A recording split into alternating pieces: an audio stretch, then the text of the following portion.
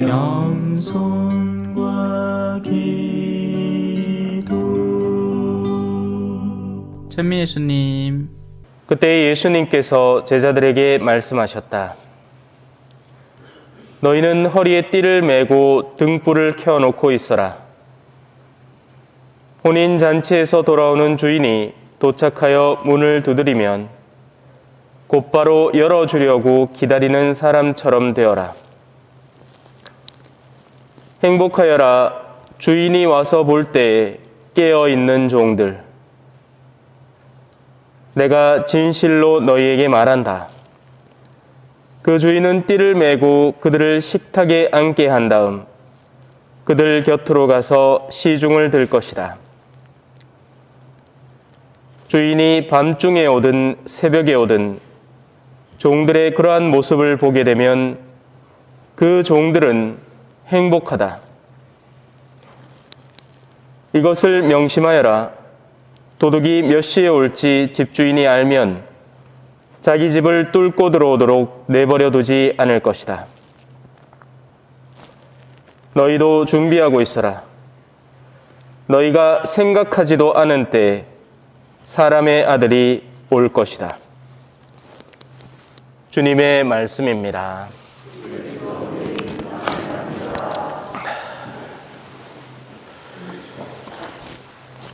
찬미 예수님, 보고 잡았습니까? 네. 저는 여러분 보고 잡았는데. 자, 간만에 고향 방문하신 분들은 지금 제가 뭔 소리 하시는지 모를 거예요. 2주 동안 저 휴가 다녀왔습니다. 남미를 잠깐 다녀왔고요. 지금 그곳은 우리 한국에 옛날에 쿠데타 일어났을 때처럼 시끌시끌합니다. 불행 중 다행이게도 공항 폐쇄되기 바로 전날에 탈출을 해서 다행이지, 안 그랬으면 못 볼 뻔했습니다. 나중에 유튜브에서 페루 리마 한번 검색해 보세요. 지금도 싸우고 있습니다. 한 60명 죽었다 하대요.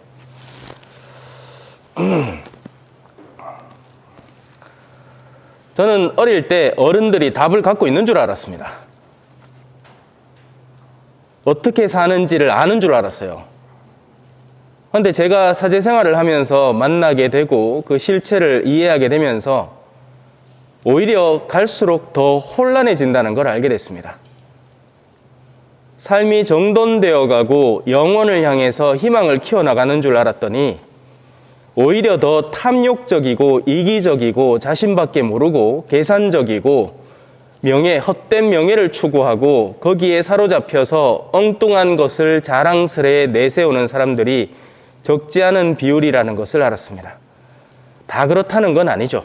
그 중에는 정말 자신의 삶을 마치 이렇게 흔들어 놓은 유리잔처럼 무거운 것부터 천천히 가라앉게 만들어서 갈수록 더 맑은 물을 나타내는 사람도 있는가 하면, 그런 시기를 지내야 하는 시기에 오히려 자기 스스로를 더 뒤흔들어 놔서 더한 탐욕과 멍청한 짓에 빠져드는 어르신들도 적지 않더라, 이 말입니다. 왜 그럴까? 우리가 상정해 놓은 기쁨의 길이라는 길이 있습니다. 그런데 그건 조금만 살펴보면 속임수라는 걸 어렵지 않게 알 수 있습니다. 자, 우리가 뭘 추구하고 있죠? 이런 것들입니다. 돈 많이 벌어봅시다. 좋죠. 없는 것보다는 있는 게 낫습니다. 궁핍함은 벗어나야죠. 하지만 묻습니다. 우리가 궁핍합니까? 제가 방금 다녀온 그 나라처럼 하루하루 어떤 일이 벌어질지, 내일 내 직장이 그대로 있을지 없을지, 아니면 누군가가 와서 갑자기 총을 들이대면서 모든 것을 앗아갈지, 이런 걸 걱정하는 시대를 더 이상 살지는 않습니다. 그 시대는 이미 50년대, 60년대 그 시기에 이미 지나갔죠. 한창 한국 전쟁이 벌어지고, 그죠? 언제 내가 살고 있는 도심지가 파괴될지 모르는 그런 상황을 두근거리면서 견뎌야 하는 그런 시대는 더 이상 우리에겐 존재하지 않습니다. 우리는 궁핍을 해소하기 위해서가 아니라 우리에게 모자란 탐욕을 채우기 위해서 악을 쓰고 있는 겁니다. 생존을 위해서 몸부림치는 게 아닙니다. 남들 앞에서 보란듯이 살고 싶은 욕구를 벗어버리지 못해서 그런 것이죠. 이 사람의 편리함과 허영은 갈수록 도를 더해갑니다. 사람은 한번 위를 쳐다보고 나면 아래를 돌아보지 않거든요. 우리가 어떤 여정을 걸어와서 지금 여기 있는지를 이해하면 감사하고 행복할 수 있는데 항상 나에게 모자란 것, 그게 바로 악마의 계략입니다. 악마는 항상 여러분에게 7, 80%만 허락해 줍니다. 그러면 우리는 우리가 이미 쌓고 누린 7, 80%에 감사하면서 사느냐? 아니요. 아직 못다 한 것 같이 느껴지는 20, 30%에 불행해합니다. 이게 인간의 아이러니죠. 이건 누구나 예외가 아닙니다. 예를 들어서 만약에 본당 주임 신부인 제가 그런 시선으로 본당을 바라본다고 한번 해봅시다. 저는 여기서 만족하고 살 수 있을까요? 절대로 그럴 수 없습니다. 지금 내쯤 내마 대구 시내 큰 본당에 한 신자 1000명 정도 넘어가는데 그런데 가가 보좌 한 명 딱 두고 어려운 일은 다 보좌한테 시키고 나는 편안하게 돈 있는 신자들하고 만나가지고 주말에 약속 잡아 골프나 치러 지금 이게 뭐야? 그렇게 생각하기 시작하면 저는 불행한 사람입니다. 제가 보좌 신부 때 제 본당에 다니던 청년 회장 한 명이 저한테 물었어요. 제가 주말마다 계속 신자들에게 참 행복에 대해서 가르치고 신앙의 본질에 대해서 가르치니까 그 친구가 한날을 앉아가지고 진지하게 묻습니다. 신부님, 여자였어요. 신부님은 정말 행복해요? 당황스러웠습니다. 행복에 대해서 정말 열심히 가르치고 있는데 나 자신이 정말 행복한가? 라는 질문을 받자마자 답을 하기가 굉장히 곤란하더라고요. 허덕이고 있었거든요. 하루하루 강론 적어내느라 하루하루 나에게 닥쳐오는 생활을 유지해 나가느라 내가 정말 어떻게 살고 있는지를 모르고 있었습니다. 그런데 훗날 남미를 갔다 와서 볼리비아에 선교를 갔다 와서 그 친구를 다시 만난 적이 있었습니다. 그리고 이렇게 답변해 줬습니다. 그 친구는 이미 잊어버렸겠죠. 왜냐하면 그냥 지나가다가 한번 물었을 거니까. 너 옛날에 나한테 네 신부님이 행복하냐고 물은 적이 있다. 이제 답변해 줄게. 나 진짜 행복하다. 하지만 그때도 선교를 갔다 왔다고 해서 행복이라는 것이 어디에서 찾을 것이냐? 그러면 선교를 갔다 왔으니까 이제 뭐 나의 삶은 승승장구냐? 모든 것이 다 준비되어 있고 모든 것이 완벽했느냐? 아닙니다. 오히려 더 힘들었습니다. 육체적으로 더 힘들었고요. 정신적으로 더 힘들었습니다. 선교를 마치자마자 저한테 부여된 첫 번째 임무는 신설 본당을 짓는 거였어요. 저기 대구 북구 사수동에 있는 사수성당입니다. 저한테 땅을 하나 주는데 이런 땅을 주더라고요. 이런 땅도 아니고. 그러니까 땅을 깎아서 여기를 메꿔서 평지를 만들어서 거기 위에다가 뭘 세워서 없는 신자들을 주변에서 끌어모아가지고 공동체를 형성하고 해야 되는데 이거 신부가 할 짓이 아니더라고요. 아니 공동체를 모으는 건 어떻게 해보겠는데 건물을 짓는 건 제가 해오던 일이 아니었던 겁니다. 모르겠어요. 여러분들이 생각하기에는 아이고 야 신부님 뭐 성당도 새로 하나 지으시고 막 그냥 이렇게 한마디의 수식으로 지나갈지 모르겠지만 사제가 세상의 물적 자본을 바탕으로 그 관련된 건설 업계에 끼어들어가지고 그 일에 종사한다는 건 이건 어마어마하게 힘든 일입니다. 정신 똑바로 잡힌 사제라면 말이죠.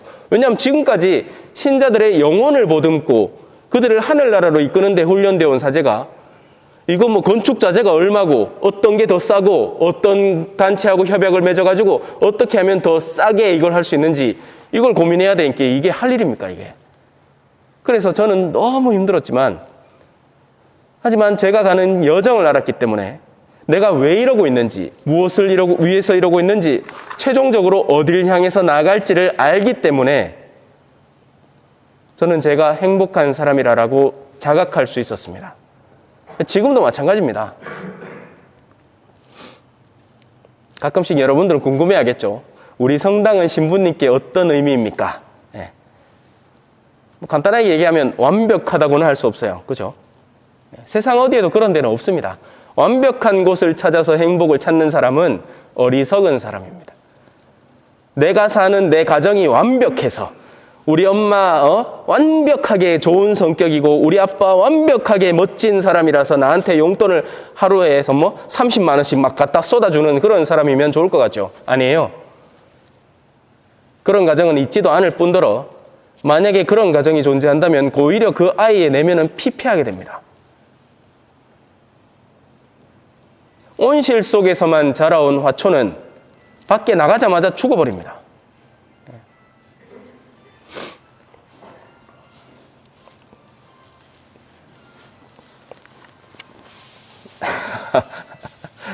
자, 휴대폰 다시 잘 살펴봐 주세요. 네. 다시 집중해 볼까요? 제가 이 방해를 받으면 중간에 가던 길을 잊어버려가지고. 오늘 독서와 복음은 우리에게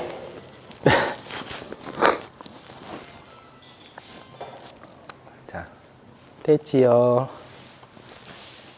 자, 오늘 독서와 복음은 우리에게 주도권이 누구에게 있는가를 확연하게 드러내 줍니다. 왜냐하면 우리는 꺼주세요. 예. 고맙습니다. 자, 다시 집중해 볼까요? 오늘 강론 짧게 하라는 뜻으로 알고 빨리 마무리하겠습니다. 자, 오늘 독서와 복음은 우리의 주도권이 누구에게 있는가를 드러내 줍니다. 이게 왜 옛날에 사람들은 그렇게 생각했잖아요. 우리가 지구에 살다 보니까 이 지구를 바탕으로 태양이 쪼르륵 나왔다가 쇼르륵 들어가고 달이 쪼르륵 나왔다가 쇼르륵 들어가는 걸 보니까 우리가 중심이고 심지어 성경도 그렇게 적혀 있습니다. 이렇게 지구라는 땅 위에 궁창 위에 이제 해가 이렇게 떴다가 지고 달이 떴다가 지고 하는 모양으로 표현해 놓은 거예요. 하지만 나중에 알게 됐죠. 아니라는 겁니다. 태양이 중심이었고 또 심지어는 그 태양도 중심이 아니라는 걸 알게 됐죠. 우리가 살고 있는 태양계는 수많은 그 태양계들이 모인 은하의 한 귀퉁이에 있는 것뿐이고 또 심지어는 그런 은하들조차도 수도 없이 많은 것들 가운데 하나에 불과하다는 것을 이해하게 되는 겁니다. 우리는 세상에 태어나면서 내가 느끼고 자각하고 만지고 보고 듣는 이 감각들 때문에 내가 마치 세상의 중심이라고 착각을 하기 시작합니다. 그래서 나 자신 안에는 내가 욕구하는 것이 가장 우선되이 자리 잡게 됩니다. 당연한 일이죠. 그리고 그 욕구는 생존이라는 것을 바탕으로 해서 가장 기초적인 욕구를 형성합니다. 먹고 마시고 살아남는 거죠. 그리고 살아남는 데에는 더 안락한 환경이 좋기 때문에 돈을 사랑하게 되는 겁니다. 돈이 많으면 더 안락하게 쉴 수 있죠. 돈이 많으면 더 좋은 병원을 갈 수 있게 되고요. 돈이 많으면 궁핍하게 라면 끓여 먹는 것보다 더 맛있는 음식을 내가 원하는 때 마음껏 사 먹을 수 있게 된다라고 세상은 우리에게 가르쳐 온 겁니다. 하지만 여기에는 숨어 있는 비밀이 있습니다. 돈이 아무리 많아도 사랑을 살 수는 없습니다. 오히려 돈이 많아서 그렇게 교만해져 버린 내면을 가진 사람은 세상 사람들이 다 뒤에서 욕을 합니다. 그런 거 못 봤습니까? 저는 많이 봤습니다. 그 앞에서는 돈이 있으니까, 힘이 있으니까, 권력이 있으니까 아이고 예 하다가 그 사람 싹 사라지고 우리끼리 모이면 그때부터 시작되는 비난과 험담은 실로 상상을 초월합니다.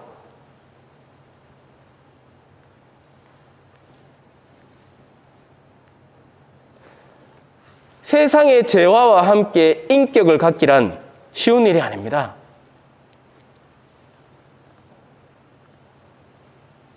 돈을 왜 벌겠어요? 편하게 살라고 벌잖아요. 편하게 산다는 건 뭐예요? 나와 다른 이가 구분되어야 되는 겁니다. 내가 향수 하나 샀는데 이 향수를 세상 사람들이 전부 다 갖고 있어. 그러면 내가 이걸 뭐라고 삽니까? 다른 사람들 다 갖고 있는 향수를.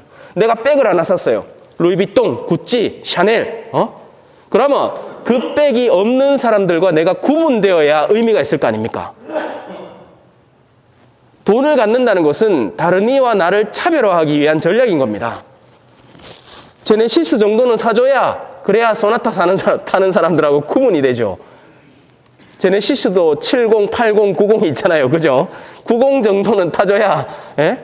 요새 뭐, 요 동네 돌아다니면 제네시스 80은 막 눈에 밟히는 게 제네시스 80이에요.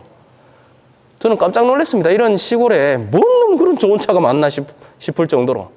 근데 가만히 얘기를 들어보니까 그것도 허영 싸움이더만요.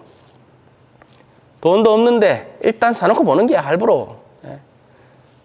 나는 20대만 카푸어가 있는 줄 알았더만 아니더만요. 농촌 지역에도 카푸어가 많대요. 우리 생의 주도권이 나에게 있지 않습니다. 내가 형성해 놓은 나의 욕구라는 것은 언뜻 나를 좋은 쪽으로 이끌어가는 것처럼 보이지만 그쪽을 계속 따라가다 보면 벼랑을 만나게 됩니다. 그럼 그때는 추락하게 되죠. 그때는 아무도 나를 건져주지 못합니다. 왜? 그동안 내가 아무도 찾지 않았기 때문이죠. 아무도 찾지 않는 바람 부는 언덕에 이름 모를 잡초야. 이게 오늘 우리 독서에서 하는 얘기잖아요. 너는 잡초다. 너는 그냥 잠깐 폈다가 사라져버리는 풀꽃과 같다. 내가 주도권을 쥐는 동안 나는 세상의 중심이었습니다. 내가 형성하고 구축해 놓은 것으로 나는 좋은 것을 얻을 줄 알았죠. 하지만 어쩐답니까? 안타깝게도 그동안 신앙을 형성하지 않았던 겁니다. 신앙이라는 건 뭐죠? 간단합니다. 여러분 신앙을 어렵게 생각하지 마세요. 인간이 중심이 아니구나. 우리를 창조하신 분이 계시고 그분이 우리를 당신의 뜻으로 이끌어 가시고 당신이 생각하는 좋은 곳으로 인간 존재를 초대하고 계시구나 하는 것을 인지하고 깨닫는 것이 우리의 신앙입니다. 이렇게 살아온 사람은 어떻게 되느냐? 자신의 삶이 아무리 밟히고 찌부러져도 아무리 험난한 곳에 산다 하더라도 마더 데레사스처럼 인도의 캘커타에 가서 빈민들과 함께 살고 또 수많은 성인들의 현재처럼 험난한 곳에 아무도 알아주지 않는 곳에 산다 하더라도 그들은 훗날 하느님에 의해서 선별되어서 영원한 생명으로 들어가는 사람들로 보장받는 삶을 이 지상에서부터 살아가는 겁니다. 이것이 우리의 행복이 되어야 됩니다. 그런데 이 행복감을 느끼게 해줄 수 있는 그런 이들이 부재해 있습니다. 현대에는. 특히나 신앙인들의 의미가 뭡니까? 여러분 스스로 하늘 날아가려고 신앙생활해요? 착각하지 마십시오. 우리가 신앙인인 이유는 세상의 소금이 되기 위해서지 나 혼자 엉냥냥냥냥냥 은총이 가득하신 말이 아니니만 은총이 가득하신 이래가지고 하늘나라 겨우겨우 턱걸이에서 들어간다고 착각하시면 큰일 납니다. 하느님 내 보이소 내 주일 미사는 안 빠졌잖아요. 어쩌라고 그게 핵심이 아닌 겁니다. 우리는 세상 사람들에게 우리가 살아가는 신앙의 빛을 조금이나마 비추어내서 그들이 나를 통해서 하느님을 인지하고 알게 되게끔 하는 그 여정에 초대받은 사람들이지 나 자신의 이기적인 신앙, 개인적인 신앙 그런 데 빠져 살아가라고 존재하는 이들이 아닌 겁니다. 하지만 어쩐답니까? 그것조차 힘들어하는 걸. 그죠? 이 어르신들 많은데 그죠? 자녀들에 대한 걱정이 딴 거 있습니까? 뭐 제가 한두 번 들었습니까? 신부님 우리 아 옛날에는 교리교사도 하던 아가 지금은 냉담합니다. 옛날에는 그래 열심히 하던 아들이 내 나중에 죽으면 장례미사나 드려줄까 걱정입니다. 그 진짜 걱정입니다, 여러분. 그건 여러분이 진짜 걱정하셔야 되는 거예요. 이 아이들의 신앙의 빛이 내면에 얼마나 남아있어서 내가 훗날 세상을 떠났는데 나는 정말 장례미사를 원하고 하느님의 은총의 샤워를 원하는데 이 친구들은 아무 관심도 없는 겁니다. 관심은커녕 도리어 신앙에서 도망가려고 애를 쓰는 거죠.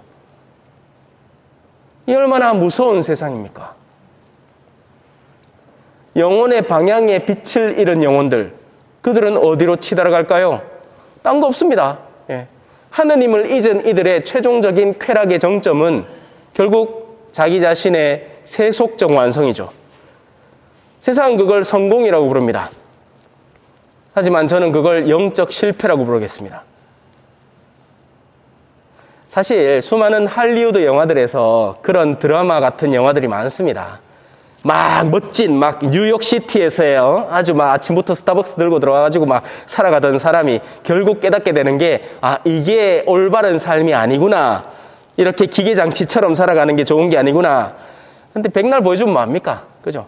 정작 나 자신은 그쪽을 향해서 그걸 동경하면서 그걸 원하면서 다름질 치고 있는데요.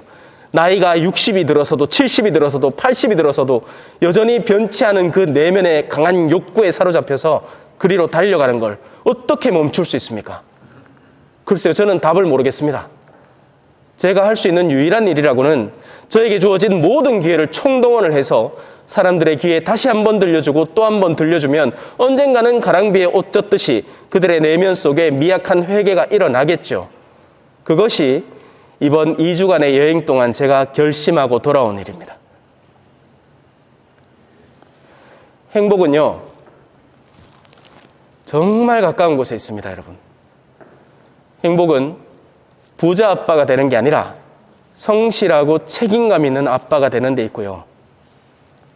행복은 내 아이에게 지금 없는 것을 어떻게든지 자원을 마련해서 구입하는 데 있는 게 아니라 이미 가지고 있는 것의 가치를 새롭게 발견하는 데에 존재하는 겁니다.